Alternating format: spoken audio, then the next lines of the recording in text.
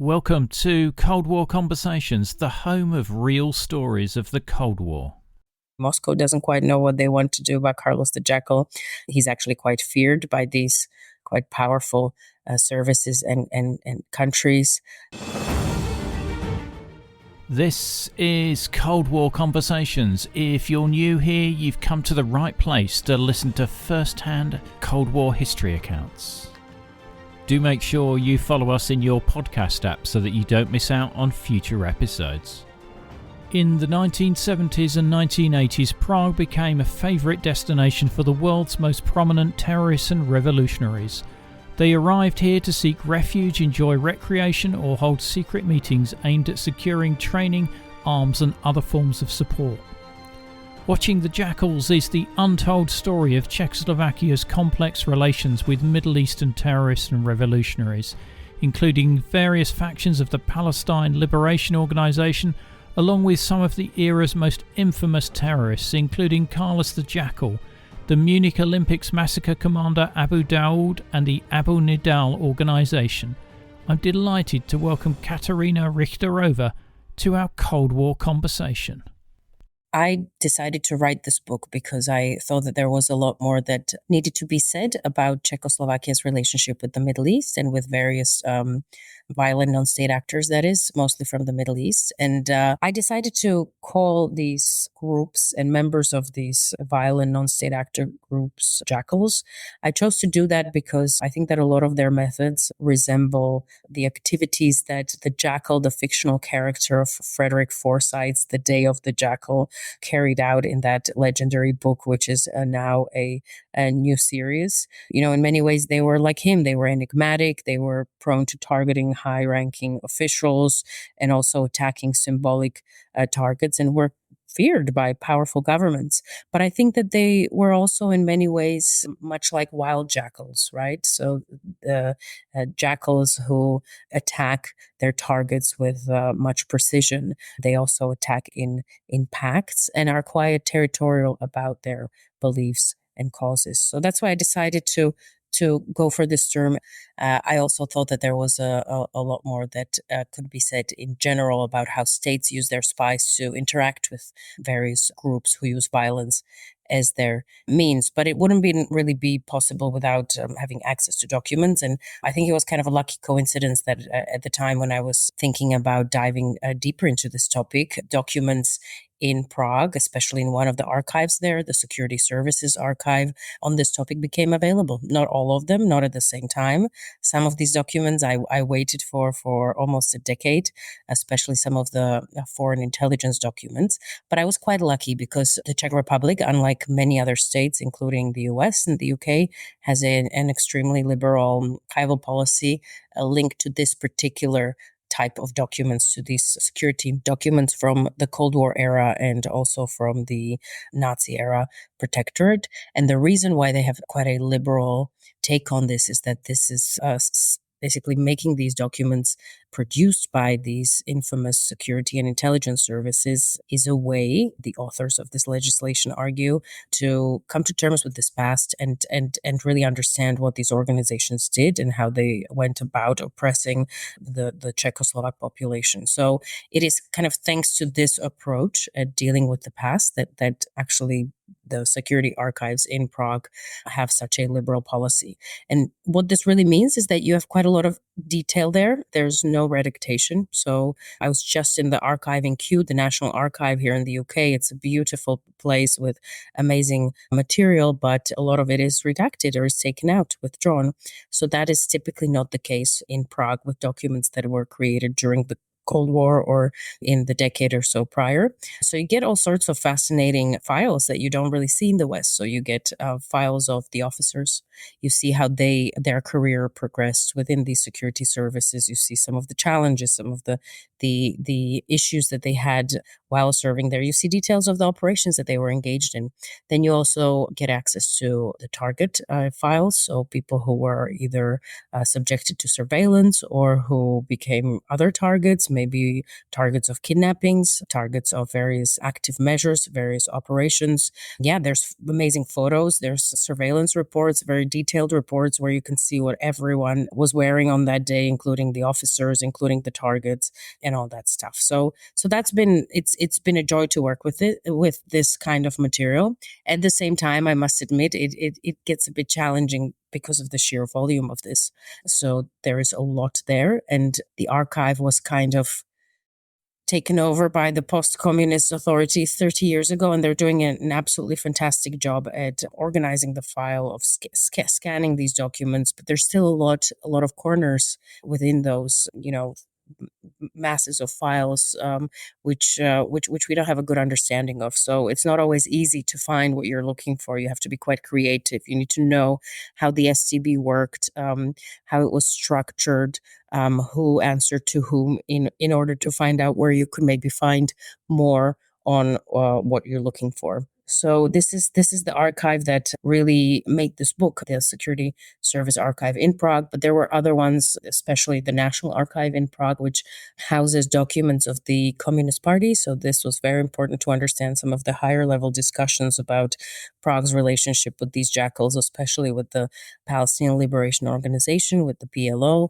And then I also spent quite a lot of time in the Foreign Ministry of Foreign Affairs archive, which obviously detailed some of the foreign policies that were adopted by Czechoslovakia during that time towards these groups, but also towards a number of Middle Eastern states who either sponsored some of these groups or were sort of safe havens for these groups. And they revealed quite tough conversations that actually these Czechoslovak diplomats often had to have with their Iraqi or Syrian or South Yemeni counterparts. Yeah, indeed. Because I think I read in the book that it gave you some insight into how some of these foreign intelligence organizations work, because information was being shared with the Czechoslovak intelligence services. Yeah, it was shared, but also, the Czechoslovaks were doing their own surveillance. So they were conducting surveillance of all of these embassies and had a special department for that. And so they were quite interested in what the Iraqi intelligence services were doing on Czechoslovak territory, what the Syrians were doing, and etc. And while they were being, watched by the STB, they often saw that they were interacting with these various Palestinian groups. So that's where these two worlds intersected. And we know, and we can talk about that later on, that, for instance, the Iraqi embassy lent some of its cars and safe houses to Carlos the Jackal. The Syrians allegedly provided support to some of the members of some of the more radical kind of PLO groups, such as Force 17. So they were very much on the STB's radar because of the operations that they were doing for their own national kind of purposes or goals or aims, but were also on their radar because they were clearly aiding some of these more radical Palestinian groups and their members who came to Czechoslovakia. Yeah, and why did the Soviet bloc countries sort of give haven to these jackals? Why were they supporting them to some degree? Well, I argue in the book that they were a haven for some, but not for others. That actually, when we look at the case of Czechoslovakia, for instance, that we see that Prague had a very different approach to, say, some of the mainstream Palestinian groups, especially Fatah, the main faction led by Yasser Arafat. They created a long-standing, although quite problematic and temperamental, security and political relationship with them. But with the others, they weren't very keen to have them on their territory. They didn't ask Carlos the Jackal to come. They didn't invite Abu Nidal's men to come and recruit members on their territory. They also didn't invite Force 17 or Black September, which were quite radical offshoots of the PLO slash Fatah. These people, traveled on fake documents. They went to various countries in Central Eastern Europe. And frankly, I think that ultimately, especially in the 80s, when countries such as Czechoslovakia, but also others, started taking a harsher kind of harsher approach towards them and started adopting various ways of countering these groups. That's when these guys realized that this wasn't a safe haven, that they thought maybe that these communists would welcome them with open arms. But actually, the documents I've seen show that the STB, as well as their communist masters, weren't very happy about having these jackals who often engaged in various terrorist attacks against Western, but also Palestinian targets. There was quite a lot of Palestinian infighting. They didn't want them on their territory.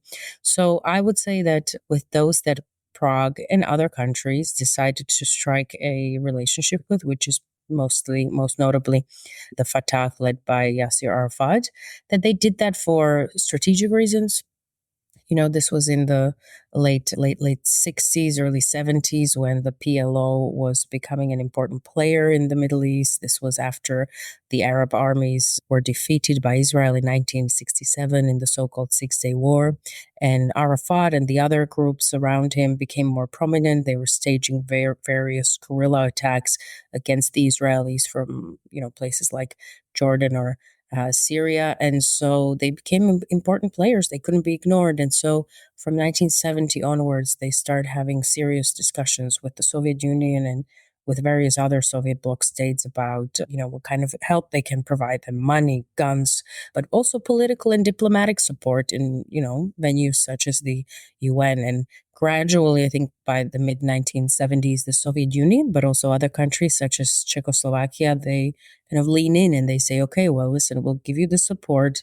You can set up an office here, which was kind of like a diplomatic mission, but not from the very beginning. You can, send your fighters here to recuperate. We'll send some humanitarian aid back. And several years later, they also sat down and decided to strike a security alliance with them because they thought it was important to support these more mainstream Palestinian groups. And especially, and we see this from the documents, and I know that at the time, not very many people in the West thought that this was the case, but we see that Prague and its security services, but also its diplomat, tried to moderate the Palestinians. So they try to suggest that diplomacy is really the main way to go, and they try to dissuade them from carrying out terrorist attacks on European soil. Yeah, I find it particularly interesting that, countries like Czechoslovakia were able to pursue their sort of own foreign policy. You have this image of the Warsaw Pact just being this monolith towing the line of Moscow, but they're differentiating to quite a strong degree to the Moscow line as far as the reception for these people. Yeah, I think with the mainstream Palestinian group, so with the PLO and mainly its faction Fatah, we see that there is a kind of joined and coordinated approach across the Soviet bloc. This is a strategic issue. The Soviet Union wants to have the kind of diplomatic presence and wants to be a player when it comes to the Middle Eastern peace process. So it's a strategic decision to support these guys, and we see that the Czechoslovaks do let the Soviets know when they're dealing with Arafat, with his security people. They typically do that through someone who they refer to in the documents as Mr. P or Pan Poradca, so Mr. Advisor. And these were basically KGB advisors who were based at various bits of the Czechoslovak State Security Service and who were liaison officers between the Soviet security services and the Czechoslovak ones. And so they would keep them informed. But when it came to the other groups, not just me, but I think other scholars who looked at these relationships of different Soviet bloc states with these groups, we're struggling to find any kind of unifying or any coordination when it comes to these other groups. So, for instance, when it comes to Carlos the Jackal, we see that there's conversations between the East Germans, between the Hungarians, and between the Czechoslovaks, but they're not on the same page. Everyone has a different take on whether to support him, and if so, how, and whether he should, actually get safe haven in Central Eastern Europe, and if what, in which country. So there is quite a lot of diversity there. So I think both things are true. On one hand, there are certain issues that are of strategic importance where Czechoslovakia, the German Democratic Republic, Bulgaria, others coordinate very closely with Moscow. But then there's others where they're kind of left to their own devices by Moscow. Maybe Moscow doesn't quite know what they want to do about Carlos the Jackal. He's actually quite feared by these quite powerful services and countries. So I think that the story of the Jackals of the 1970s, 1980s is there's kind of many takeaways, and one of the takeaways is that the Soviet bloc didn't always act or speak with one voice, but that they adopted different approaches to these guys. Just to maybe give you an example, for instance, Ceausescu's Romania, so they were quite choosy about who they associated themselves with.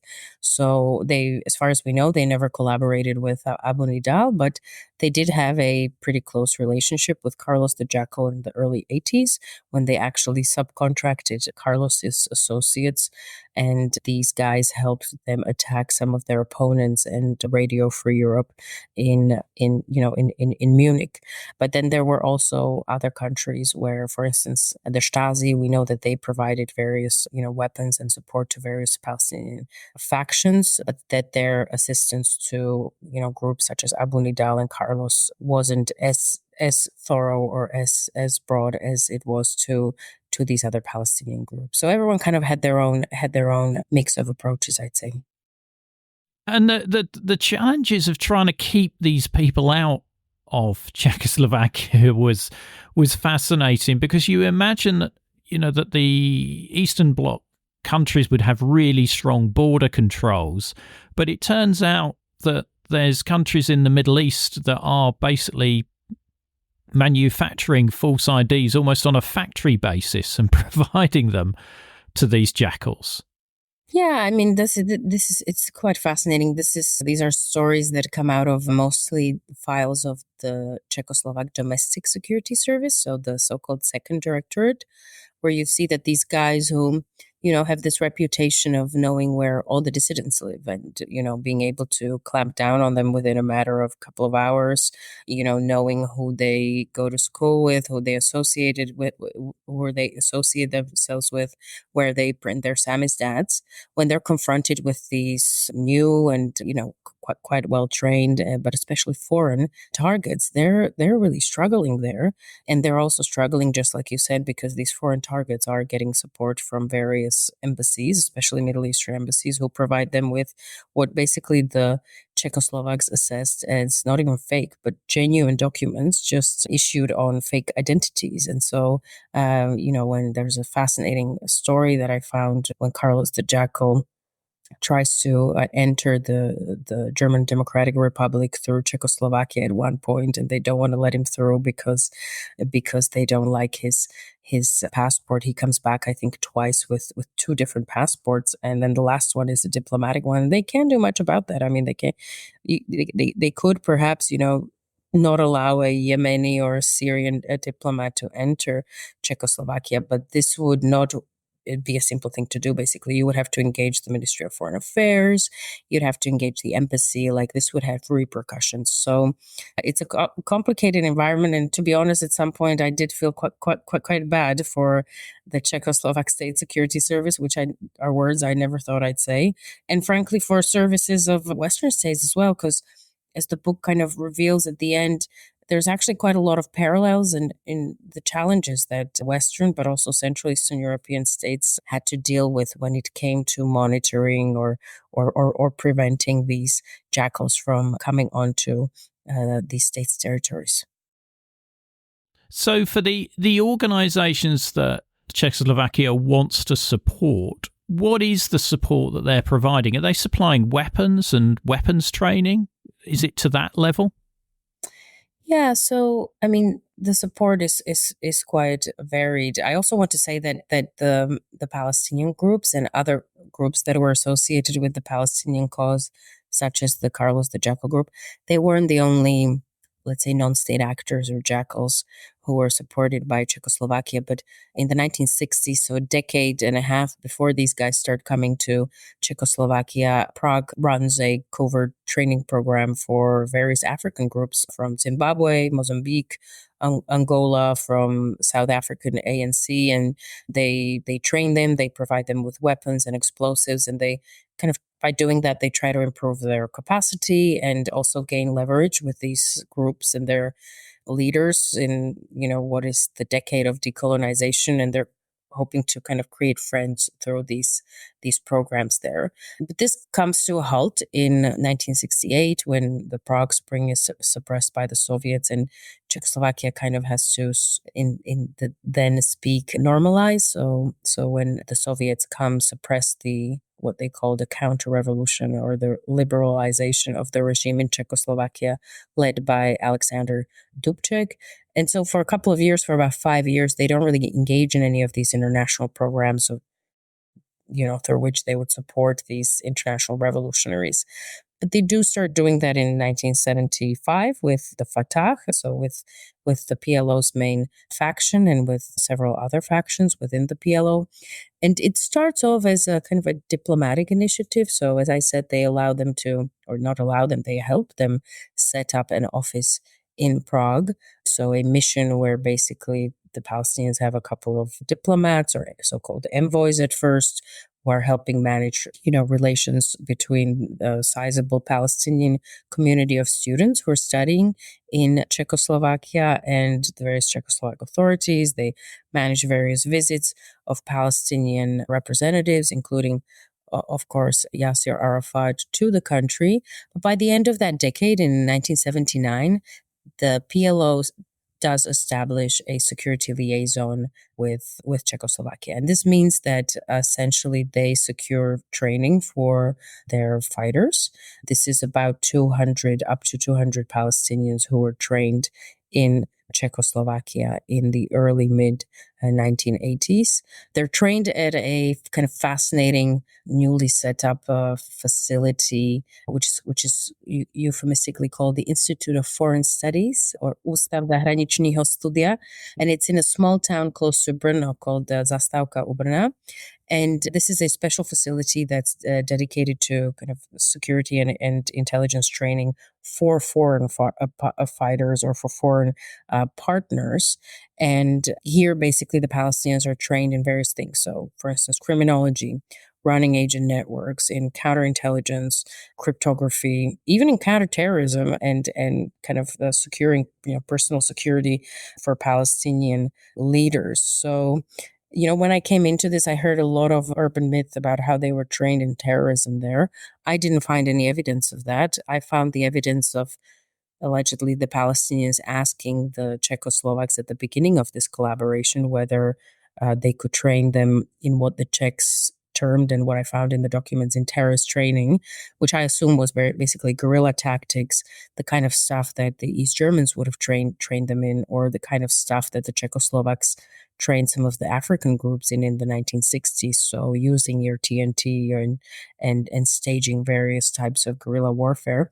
But the Czechoslovaks said, no, we're not going to do this. We are very happy to train you in, these other things like criminology, cryptography, CI stuff. So the more kind of traditional tradecraft skills, but we're not going to cross that line and teach you anything that might get us into trouble if you conduct a terrorist attack and the breadcrumbs lead back to us. So there's training there. And the objective here, as far as I can read this from the documents, is that the Czechoslovaks are trying to, basically help the Palestinians create the backbone of a future Ministry of Interior. If there will be a Palestinian state, they're hoping that these men will become, a core of that ministry.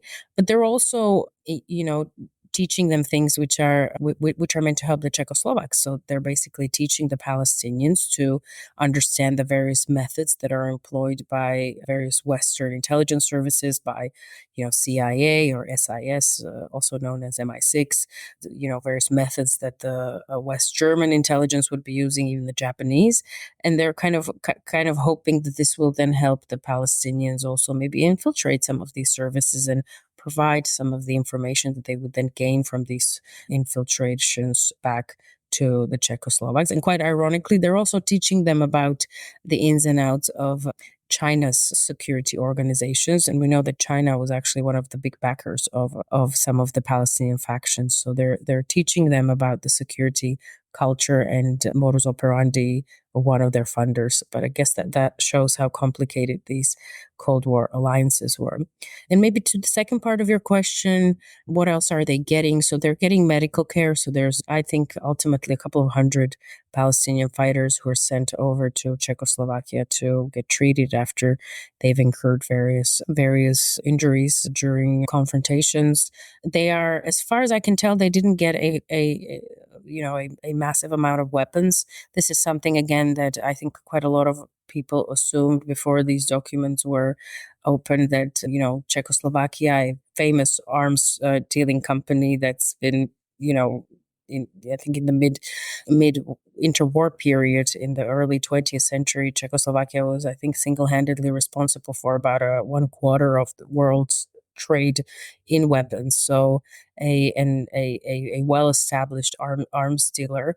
But I didn't find any evidence or very little evidence of guns being provided or military equipment being provided pro bono. There are some instances, for instance, after the 1982 Sabra Shatila massacre, when these, Palestinians in these two camps in Beirut were massacred by the Maronite Christians there with support or aid from the Israelis. That's when Czechoslovakia and I believe other countries in the Soviet bloc kind of said, you know what, we're going to give these guys some weapons for free. But otherwise, as far as I can tell from the documents that are available to us, the Palestinians had to buy weapons, and they were buying weapons, and they often wanted to buy weapons that the Czechoslovaks didn't want to sell them. There's a fascinating story there. I won't go into too much detail. I'll leave the listeners to maybe read this for themselves. But there's a story where a Palestinian security officer who is based in Prague effectively asked the Czechoslovaks to sell him 100 pistols with 100 silencers. And the Czechoslovak arms dealers just go a bit like, whoa, this is not something we want to get engaged in. We know what these kind of weapons are used for, and it's typically not open warfare. So I think there's also quite a lot of paradoxes in the idea that we had about the kind of support that Prague was providing to these groups and the reality of how this went down. And I think repeatedly we see that there's a bit of a push and pull going on there, that the Palestinians sometimes ask for stuff that the Czechoslovaks really don't want to provide. And so it's a lot about setting boundaries and drawing those red lines. Yeah, it's constant challenges with the Czechoslovaks to just keep all of these organizations in line, because they're also potentially worried about a civil war between these factions in Czechoslovakia. Yeah, absolutely. So there's a number of so-called rejectionist factions. So groups that, got really angered by Arafat's politics more than once, typically, a couple times a year. And some of them are quite radical groups, especially the Abu Nidal organization, which was set up in, I think, the second half of the 1970s by someone called Abu Nidal, who actually used to be Arafat's envoy to Iraq, but then he turned against him when Arafat kind of opened up to dialogue and diplomacy instead of just sticking to armed struggle. So basically, since then, Abu Nidal started killing off as many Jews as he was killing off moderate Palestinians. And he killed Palestinian representatives and diplomats in Western Europe, in Paris, in other places. And the Czechoslovaks were really worried that fight was going to come back to Czechoslovakia, and that they knew that there were representatives there of all of these groups, and that it took very little to kind of, get them to a point where when they'll metaphorically draw their swords. And so this was another reason why they were watching these jackals very intensely and very closely, because, one of the things that Soviet bloc states were quite worried about is undermining that image that they were these, beacons of prosperity, but also, of peace, and that, these regimes often highlighted how there's, how much violence there was in the West, and how there wasn't any of that in the East. And, if a civil war between the Abu Nidal faction and the, Fatah loyalists would have broken out in Czechoslovakia, that would be a disaster for this image that Prague and its other allies in the region wanted to project. Absolutely. And the book obviously focused focuses on the Palestinian groups, but is there any evidence in the files of any collusion with people like the Red Brigades or other terrorists or violent non-state actors in the rest of Europe? Yeah, so I didn't find any evidence of that would show that Czechoslovak intelligence or security services would have created an alliance similar, say, to that with Fatah, with any of these groups. We know that they watched members of these groups when they came to Czechoslovak territory quite closely. If they got a tip-off, they were obviously quite concerned about this. I mean, some of these Germans were members of some of these Palestinian groups, right? For instance, Carlos the Jackals, he was not a Palestinian, and I often have to use a complicated term and say he was associated with the Palestinian cause because he was Venezuelan. He was basically like the Osama bin Laden of the Cold War.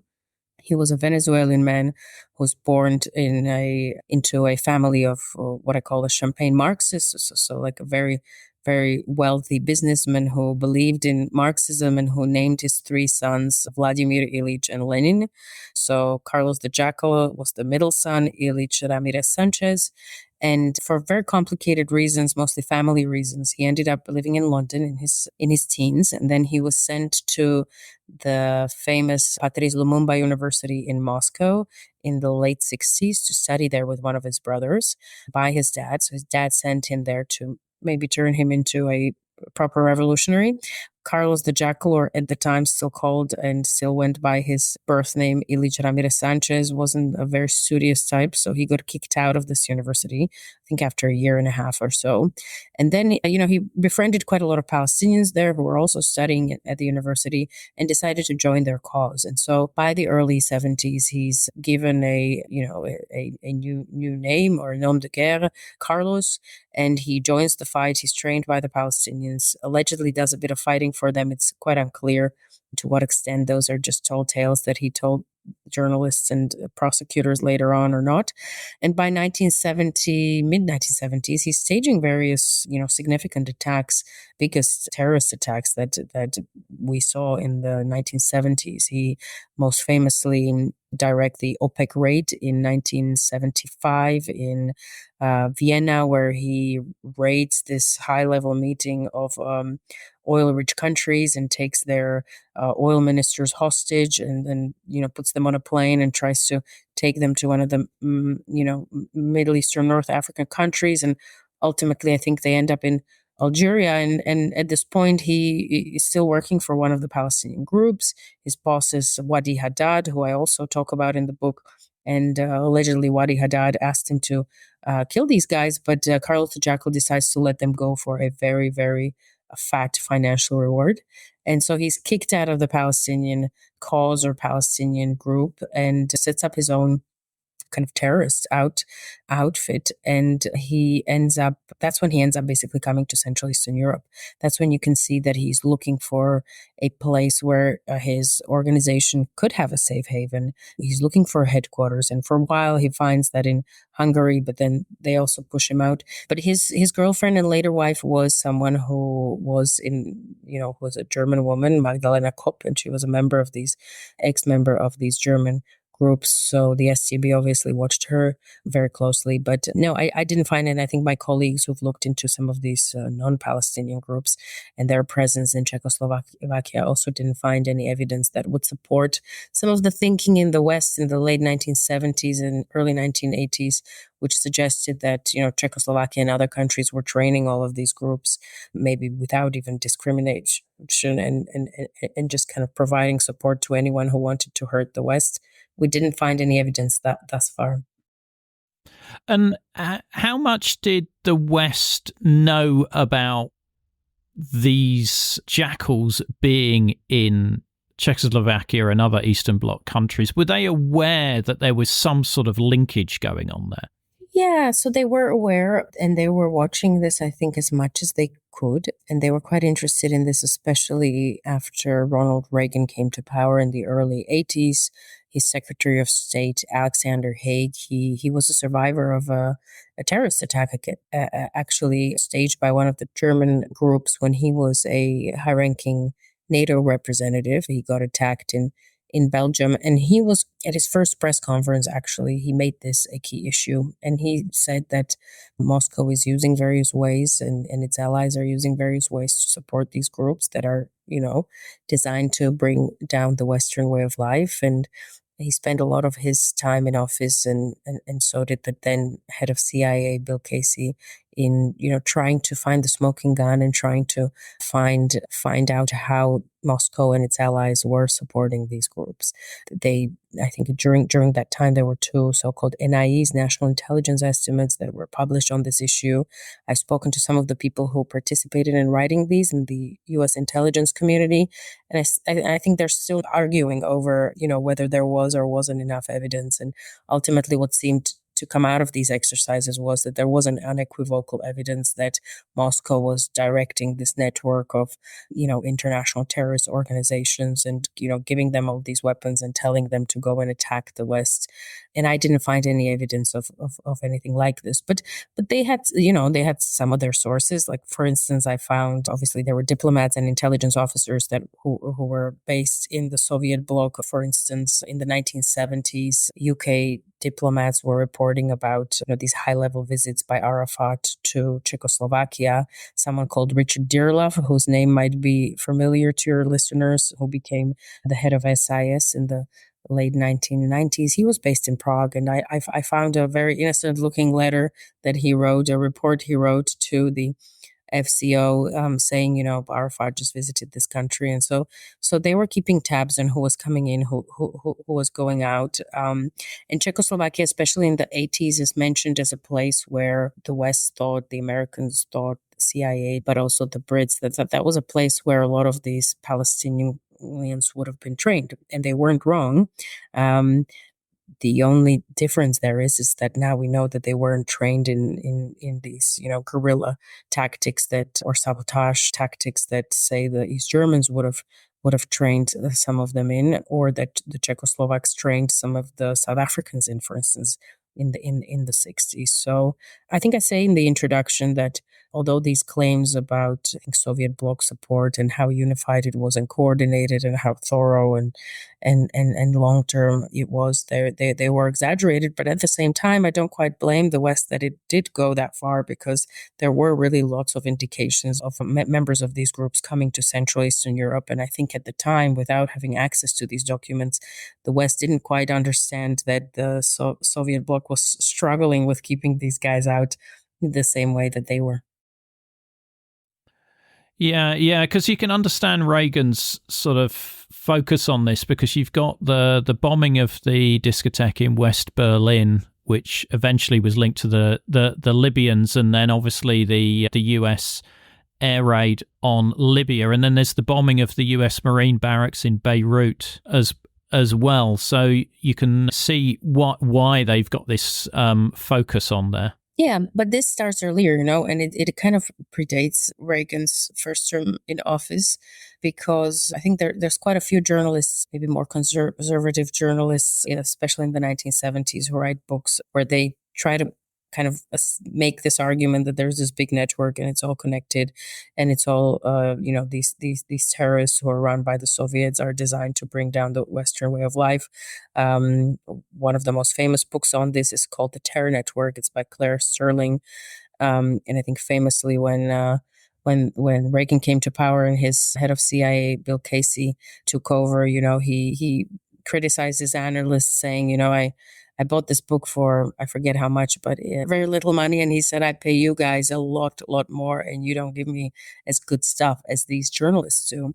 And, I think journalists do amazing work when it comes to investigations. When I wouldn't be able to write this book without a lot of journalistic work and investigations that came before me. But there were some people in the 1970s who I think maybe wittingly or unwittingly fell for some of the propaganda and some that was generated in the West about the links between these groups and the Soviet Union. And some people have even called this a blowback, that some of these links between these Cold War jackals and the Soviet bloc were actually manufactured in the CIA or SIS propaganda machine, and that they were then fed back to these services through these journalists. So it was a complicated environment, and maybe unlike today, we didn't have as much access to data. Today there's so much information out there. It's still complicated, obviously, to piece together various stories which happen under the surface, but at the time it was even more complicated. So I understand how this could have happened, but I think that what we're finding in the archives is that in some instances they were right, in some they were not right, and that again, two things are true at the same time. That there wasn't this conspiracy, I would argue, happening between the Soviet bloc and these terrorists.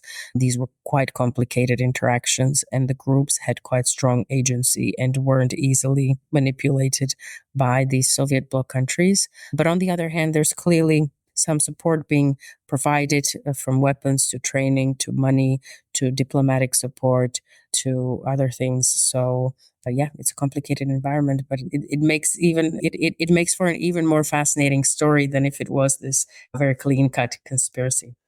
It is a veritable wilderness of mirrors. I think I've heard that phrase somewhere before. How did the Helsinki Accords change? Did that change Czechoslovakia's assistance to these organizations? Yeah, so it's obviously this, but maybe just for some of the listeners out here. So in the 1970s, there was obviously this era of détente, so kind of easing of tensions between the West and the East, and it was characterized by kind of increased political negotiations and improvement in economic relations, that kind of stuff. And in the mid-70s, in 1975, both sides committed to what's known as the Helsinki process, which was basically a treaty or a set of treaties which put additional emphasis on kind of East-West cooperation and also adherence to human rights. And I mean, I think it had ultimately a moderating effect on how Czechoslovakia and other countries in the Soviet bloc went about their foreign policy. I don't think by any shape or form that the Helsinki process or the détente, turned them into beacons of democracy. They were still suppressing dissent. They were still running, extensive surveillance operations against their populations. They were still towing the party line, but I think it made them a lot more careful about how, about using some of the what the STB would call sharp measures. So some of the more radical covert operations or covert means, such as kidnapping, sabotage, assassinations, that kind of stuff. I think they didn't want to upset that balance that they achieved, maybe not forever, but briefly in Helsinki. And this kept on popping up in some of the interviews I did. I did quite a few interviews for the book, in the Czech Republic, in Slovakia, and traveled to interview someone in a very small town in Germany. I managed to hunt them down. And one of the STB officers who I interviewed, he basically told me that the Helsinki process was kind of a turning point for how Prague engaged with groups that perpetrated acts of international terrorism, and that the communist regime did not want to be associated with anything that had to do with international terrorism. And the STB, it was made very clear to them. And so that then impacted how they engaged with these groups and where they drew those red lines and in what ways they decided to liaise with them. You describe the Abu Nidal and Carlos as les enfants terribles. How did the Czechoslovakian government try and control their actions? Because as you've said, they've got ID that's real, so they can easily get into the country. I think in one description, it's like 2 months later that they suddenly discover that someone's in the country who is one of these enfants terribles. What are they doing to control them? Because they can't put them in, well, they could potentially put them in jail, but how do they restrict them? See, but this is the question. I thought about this a lot and talked to various lawyers and others about this, because that was my first instinct. You could just arrest these guys who you think are radical, who you think are, who you don't want on their territory, on your territory. But what do you arrest them for, right? You could arrest them for forging, documents, official documents, but if they call the Syrian embassy will probably say, yes, we issued this. Most of these countries, for most of the Cold War, Central Eastern European countries, are not members of Interpol. So they don't have an obligation as part of this to do this. And, it's the Cold War, so they won't be arresting people who are generally being pursued by Western states for attacks that they carried out in the West. And, the other thing that comes out of this that I didn't anticipate coming into this research project is that they're genuinely worried and scared of people like Carlos the Jackal. I mean, so these jackals, they start descending on Central Eastern Europe in the mid late 70s, and when they start coming, just like you said, it takes a while, sometimes days, sometimes weeks, sometimes a couple of months for the STB or their partners to figure out who these people are. They're usually quite shocked when they realize who these people are.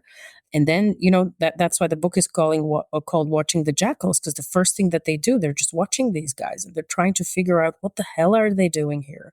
Are they here to conduct a raid as well? Are they here to attack us? Probably not. But you know what? They're working for various Middle Eastern governments. Maybe they're here to attack their dissidents. There were quite significant communities of, say, Syrian and Iraqi communists living in Central Eastern Europe. So for a while, the STB thought maybe Carlos the Jackal has been sent here by the Iraqis or by the Syrians to kill these opponents here. So they're really worried, and so that's another reason why they're not really, looking to confront them early on. But as you've obviously raised this, and as the readers might find out if they read the book, at some point in the 80s, the STB graduates to a new method that they adopt towards very few of these people, but they do adopt it. And I call that approach trick and oust. So they decide to basically confront a number of these most infamous terrorists of the time and ask them to leave. And they typically don't, come up to them and say, hi, we don't like you very much and we're very afraid of you. Could you please leave? But they come up with various ruses, which, by the way, are quite see-through. I think most of these guys saw through them very quickly. But for instance, in the case of Carlos the Jackal, he came to Czechoslovakia approximately 10 times. The last time he comes to Prague is in, I believe, June 1986. We think he came there so that his partner at the time could give birth there. She was expecting their child, Rosa. But very soon after he comes, the STB basically activates this trick and oust approach, and it sends two of his officers to this guy's hotel room. They must have been terrified, and they basically tell him, listen, the French know you're here, which is a code for saying, you might get killed by French on our territory. The French hated both Abu Nidal and Carlos with passion because they conducted many of their operations on their territory, and Carlos also killed several French policemen in 1975. So they try to trick him. He doesn't really buy it, but later on, the Czechoslovaks actually staged this fantastic operation where they bring the Palestinians in, they bring the Syrians in, and they basically orchestrate this whole operation that ends up pushing Carlos out, and he ultimately gives in, packs his weapons and fake documents and money and leaves Czechoslovakia. And so they graduated to this approach, but you can see that they're always nervous about activating this because they never know how these guys are going to react. And typically, I think they did this in 4 or 5 scenarios, and all of these guys were always very unhappy. Including Abu Dawood, the guy who helped orchestrate the 1972 massacre at the Olympic Games in Munich. He was also ousted in this way, and he was not happy at all. He complained and said he was never going to come back to Czechoslovakia, which the Czechoslovaks were quite happy about, actually. But they were worried the whole night. He was meant to get on a plane the next morning, and they were guarding him all night because they were worried he was going to do something. And ultimately, I think this worked for the Czechoslovaks. They did have to endure a bit of abuse from these guys, but ultimately they left and they never came back.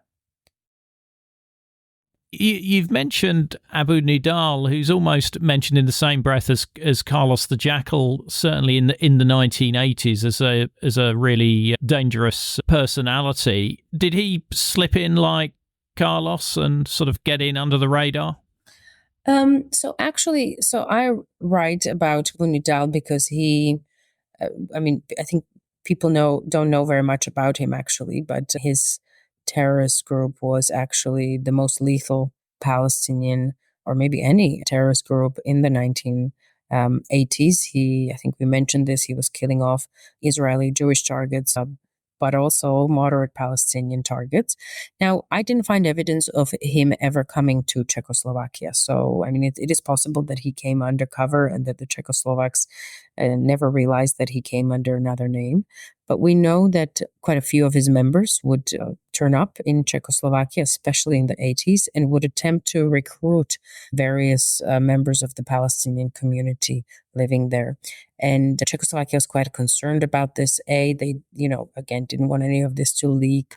B, they were worried, just like we said, about this violence and civil war between these factions kind of overspilling to Czechoslovakia. So they somehow wanted to put an end to this, but they just didn't have any eyes on the ground there. So in the, I think, second half of the 80s, they I think stumbled upon an opportunity to infiltrate the Abu Nidal organization. And it's a fascinating, there's fascinating detail about how this happens. We know very little about how states infiltrate terrorist organizations because, Western states this is not the kind of documents that you find in national archives, but here there's a lot of detail about how the Czechoslovaks went about this. So they attempted to infiltrate this group, and they did it with some success. So they learned a little bit about some of Abu Nidal's goals and operations in Czechoslovakia, but obviously it was very difficult, and Abu Nidal had quite a strong counterintelligence defenses. So that was one approach. Another approach that we can highlight that Czechoslovakia used, apart from watching the Jackals, liaising with some of the Jackals, ousting the Jackals, they also tried to infiltrate and monitor the Jackals.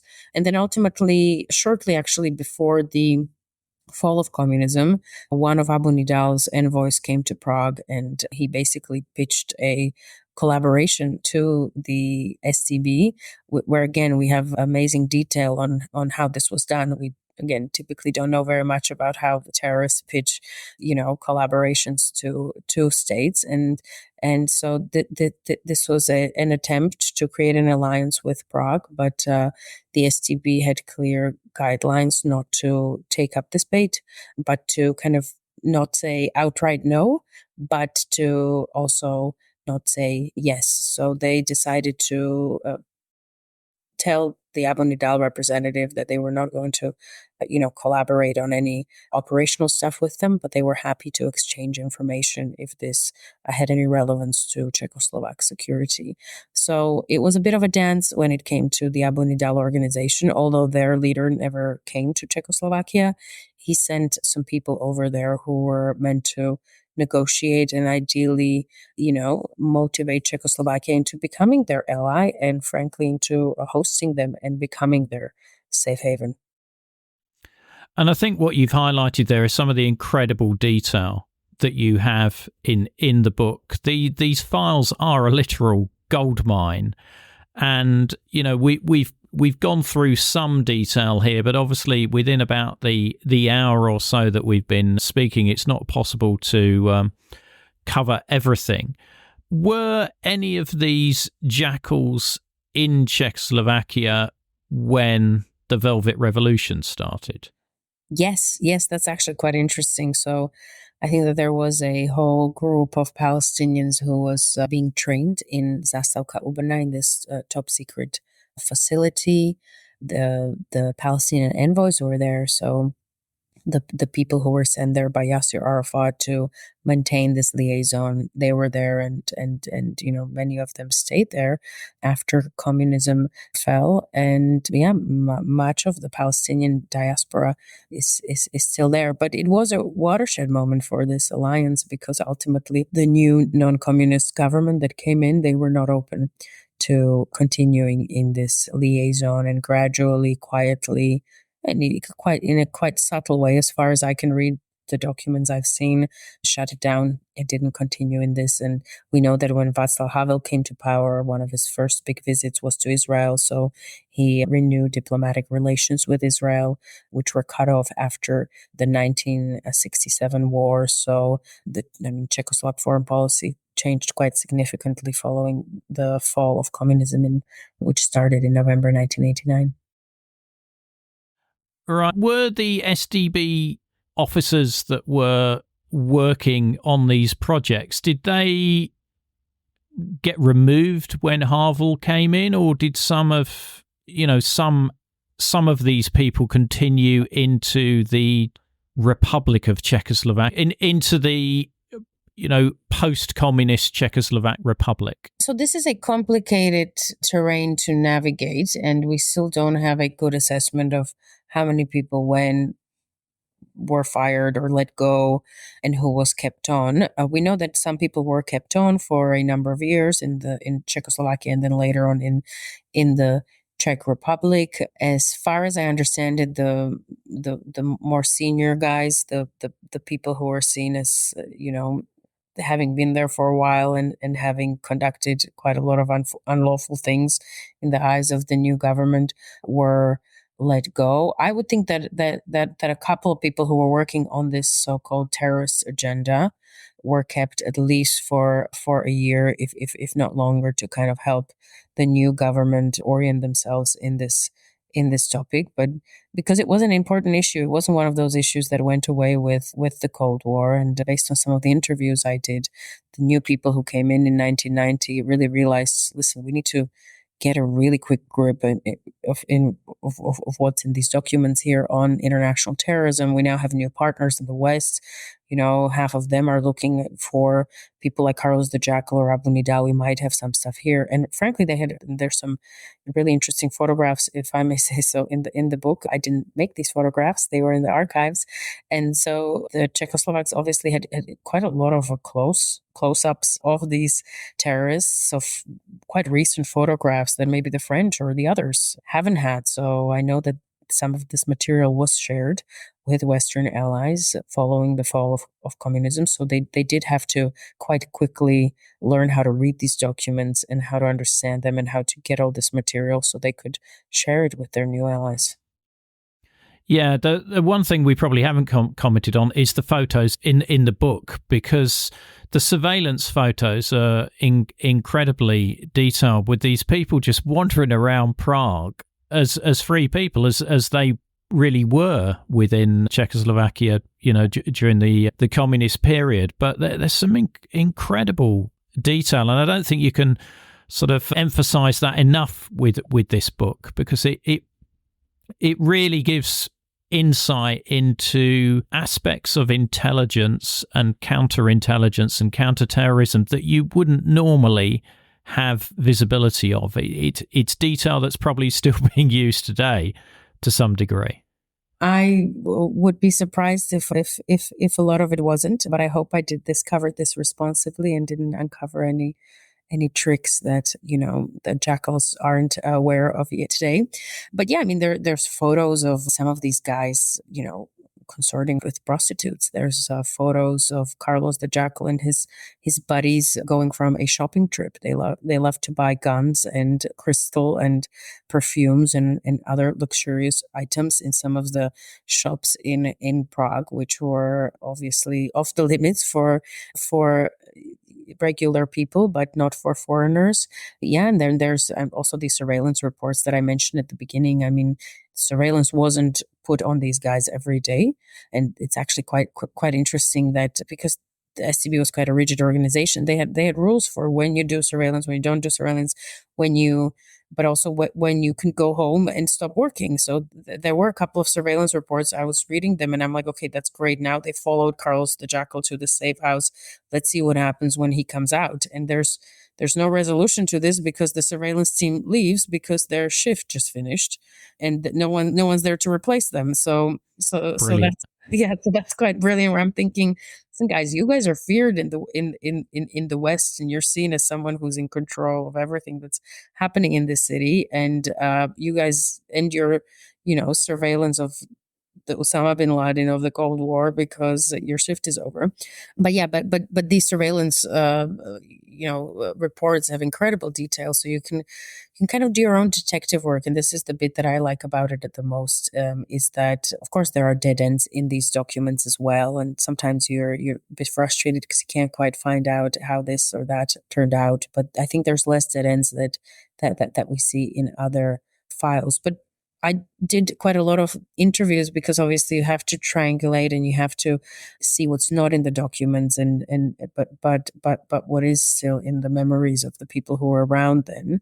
And I also benefited from talking to colleagues, from journalists, other people who work on this topic in Germany, in Switzerland, in Austria, in other countries. And for instance, there's one character that pops up in the archives, a lady, with an Arab name who comes to Czechoslovakia in 1978. And that's actually the first time Carlos the Jackal comes to Czechoslovakia. And the STB says, well, there's this lady who just came in. She's escorted by Carlos the Jackal. We're not entirely sure who she is, but she will now be treated in one of the hospitals here. This was arranged by the Iraqi ambassador. So let's watch and wait and see what happens. And they're watching her for half a year. She's got bullet holes all over her body. Her mom comes and visits her, her brother, and all that. But you know what? They never find out who this person was. But I remember I was going around various conferences talking about this and saying, listen, guys, I'm trying to find out who this is. If you have any ideas, please come and help me. And I've had long conversations with people, and ultimately a German colleague, a fantastic journalist, he said, listen, you know what? This might be Suhaila Andraves. This might be the only surviving hijacker from the 1977 Mogadishu hijacking, who was threaded with bullets that, from German and the British teams who were called in to pacify these hijackers. And it turns out it was her. Then I started looking into a story, then I found some, trial records, and this was one of the most famous hijackers of the Cold War era, of the STB. Never knew it was her, and perhaps didn't even have the capability to find this out, to maybe try to ask around in Beirut or in Damascus, where they had their envoys, obviously, and where they were liaising with the Palestinians. Or maybe they just let it go. Maybe it was like, okay, some person who has bullet holes in their body, let's just move on. We have other things to worry about. So in some cases, I almost felt like I was doing some of the investigative work for the STB. Daniela, you said that we could talk for hours on this. We definitely could talk for hours on this. Thank you so much for coming on Cold War Conversations. It has been a fascinating chat. Huge amount of detail in the book. The book is called Watching the Jackals, Prague's Covert Liaisons with Cold War Terrorists and Revolutionaries. It is published by Georgetown University Press, and there will be links in the episode notes as to where you can purchase the book. But Daniela, thank you so much. Thank you so much for having me, and best of luck with this fantastic podcast. The episode extras, such as videos, photos, and other content, are available via a link in the episode information. The podcast wouldn't exist without the generous efforts of our financial supporters, and I'd like to thank one and all of them for keeping the podcast on the road. The Cold War conversation continues in our Facebook discussion group. Just search for Cold War Conversations in Facebook. Thanks very much for listening, and look forward to seeing you next week.